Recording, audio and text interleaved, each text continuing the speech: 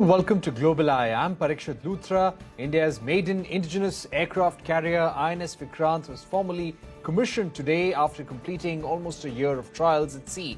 Prime Minister Modi inaugurated the 45,000-ton carrier at the Kochi Shipyard. At 262 meters long and 62 meters wide, the 20,000 crore rupee Warship is India's largest aircraft carrier to be built domestically. This takes India on par with United States, UK, China, France and Russia, the elite group of nations to build an aircraft carrier in-house.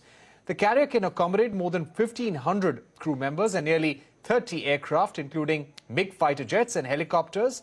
The first aircraft carrier to be operated by the Indian Navy is a big moment for the Indian Navy.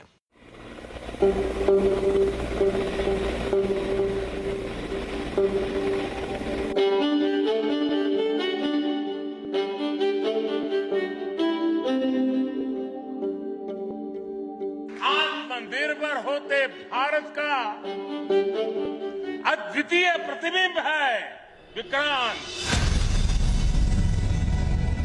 आजादी के अमृत महोत्सव का अतुलनीय अमृत है Vikrant.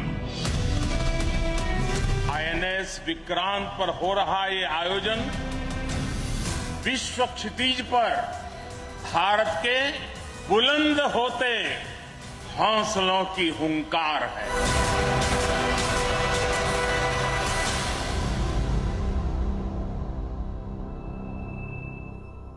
Let me go across to Admiral Sunil Lanba, the former Chief of Naval Staff, who's joining us right now. Admiral Lanba, thank you very much for joining us here on CNBC TV 18.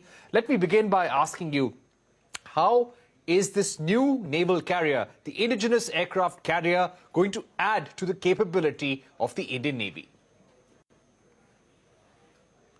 Thank you for inviting me onto your channel. It's going to make a significant impact on the strategic capability of not only the Indian Navy, but also of our nation, India. September is an important month. In September 1960, we commissioned the first indigenous ship, that is a seaward defense boat of about 100 tons.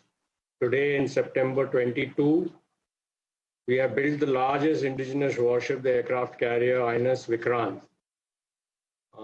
INS Vikrant, when she is fully operational, along with her escorts, the carrier task force or the carrier battle group, will have significant capabilities in the larger reaches of the Indo-Pacific.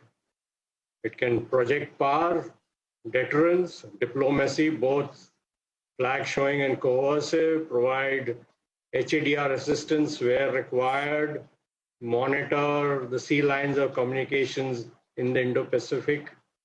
So it's not only going to add a capability to the Indian Navy, but also to our nation. Right. Admiral Lanba, in terms of warfare capabilities, how is the INS Vikrant equipped and how does it compare to the INS Vikramaditya? In comparison, they're more or less the same. They're more or less the same size.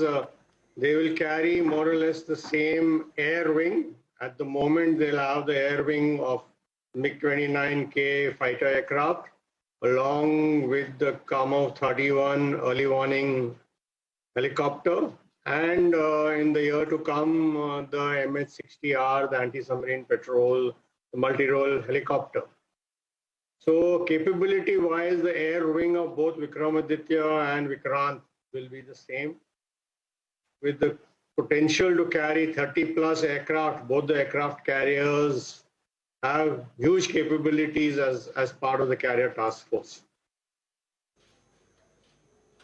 Right.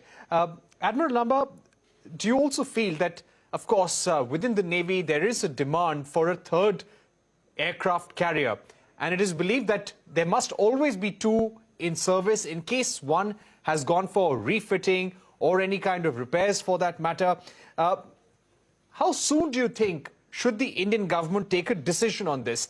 The second indigenous aircraft carrier will be called the INS Vishal. By when do you think this could be sanctioned? The decision should have been taken as of yesterday. As India's stature grows, And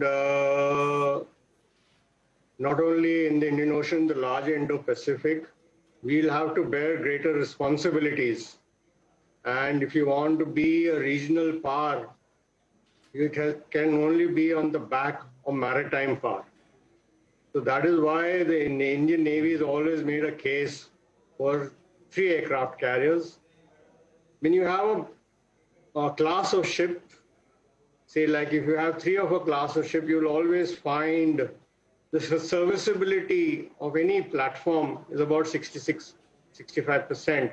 So always one ship will be under a maintenance period, or as we in the Navy call the refit. So you need 3 to have 2 operational aircraft carriers which are available to you to deploy where the national interest, when the need lies. And I think this decision should be taken sooner than later. Right. When was the idea for INS Vishal, the 3rd indigenous aircraft carrier, first floated, Admiral Lamba? And why has there been a delay? The carrier doesn't carry the name of INS Vishal. I think this is a name which has been given by the media.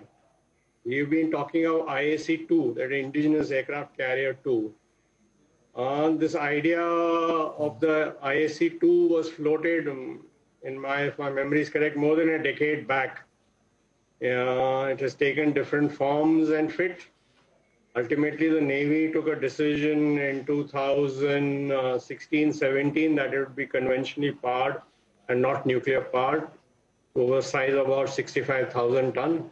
That is the largest ship which can be built in a building dock in India with the catobar configuration, that is catapult, launch and arrestor gear, but that gives huge capabilities of operating all kinds of aviation assets, early air warning, fixed-wing aircraft, unmanned platforms, fighters, with the ability to launch with full payload and with fuel.